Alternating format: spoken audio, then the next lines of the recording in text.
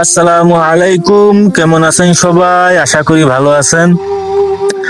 প্রিয় বন্ধুরা, আজ আমি আপনাদের সামনে নিয়ে এসেছি আমাদের এলাকার গর্ব, আমাদের প্রাণের গড়াই নদীর তীরে। দেখুন চারদিকে কি অপরূপ দৃশ্য।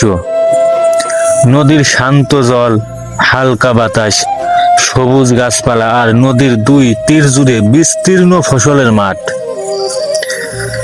প্রকৃতির এমন সৌন্দর্য ভাষায় প্রকাশ করা সত্যিই কঠিন।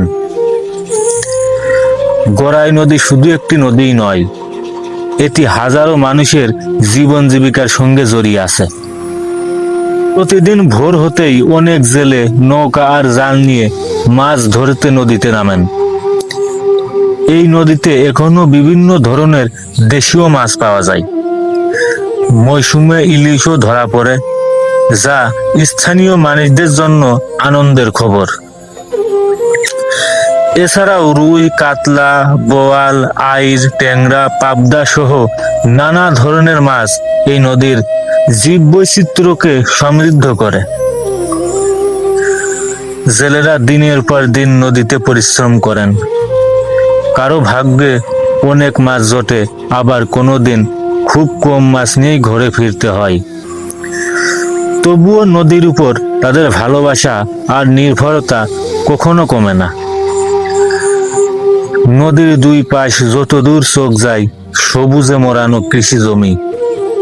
কোথাও পাটের ক্ষেত, কোথাও ধানের মাঠ, আবার কোথাও নানা ধরনের সবজি চাষ হচ্ছে। হালকা বাতাস যখন এসব ফসল দুলতে থাকে, তখন পুরো এলাকাটা যেন সবুজের এক জীবন্ত ছবি হয়ে ওঠে। এই ফসলের প্রতিটি শীষের পিছনে রয়েছে কৃষকের অক্লান্ত পরিশ্রম।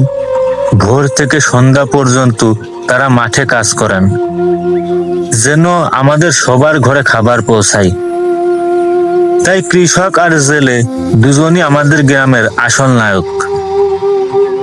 বিকেলে সময় গড়াই নদীর পাড়ে দাঁড়িয়ে সূর্যাস্ত দেখার এক অন্যরকম অনুভূতি। নদীর ঢেউ, পাখির ডাক আর শীতল বাতাস মনকে শান্ত করে দেয়। এমন সৌন্দর্য আমাদের সবার সংরক্ষণ করা উচিত।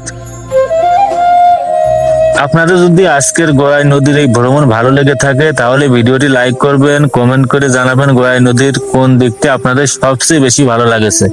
তো প্রিয় বন্ধুরা, আরো গ্রামের প্রকৃতি, নদী, কৃষক ও জেলেদের জীবন নিয়ে বিভিন্ন ভিডিও দেখতে অবশ্যই আমাদের চ্যানেলটি সাবস্ক্রাইব করে রাখবেন। সবাই ভালো থাকবেন, সুস্থ থাকবেন। আল্লাহ হাফেজ।